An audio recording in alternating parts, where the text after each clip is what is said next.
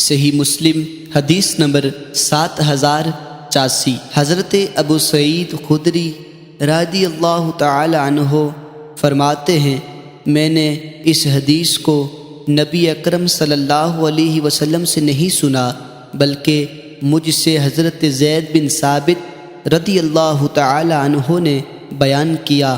وہ فرماتے ہیں، اس دوران کہ نبی اکرم صلی اللہ علیہ وسلم بنو نجار کے ایک باغ میں خچر پر سوار تھے اور ہم بھی آپ کے ساتھ تھے کہ اچانک خچر بدکنے لگی۔ قریب تھا کہ آپ گر پڑتے تو دیکھا کہ وہاں 6 یا 5 یا 4 قبریں تھیں۔ راوی نے بیان کیا کہ جریری نے اسی طرح کہا ہے۔ حضور علیہ الصلاۃ والسلام نے فرمایا، ان قبروں والوں کو کون جانتا ہے؟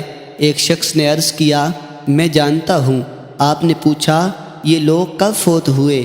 اس نے کہا، شرک کے دور میں فوت ہوئے ہیں۔ آپ نے فرمایا، اس امت کو ان کی قبروں میں آزمایا جاتا ہے۔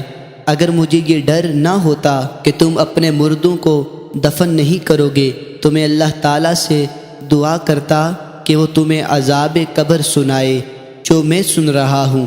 پھر آپ ہماری طرف متوجہ ہوئے اور فرمایا، جہنم کے عذاب سے اللہ کی پناہ طلب کرو۔ انہوں نے عرض کیا، ہم جہنم کے عذاب سے اللہ کی پناہ چاہتے ہیں۔ آپ نے فرمایا، قبر کے عذاب سے اللہ کی پناہ مانگو۔ انہوں نے کہا، ہم عذاب قبر سے اللہ کی پناہ چاہتے ہیں۔ آپ نے فرمایا، ظاہری اور باطنی فتنوں سے اللہ کی پناہ مانگو۔ انہوں نے کہا، ہم ظاہری اور باطنی فتنوں سے اللہ کی پناہ چاہتے ہیں۔ آپ نے فرمایا، دجال کے فتنے سے اللہ کی پناہ طلب کرو۔ انہوں نے عرض کیا، ہم دجال کے فتنہ سے اللہ تعالیٰ کی پناہ چاہتے ہیں۔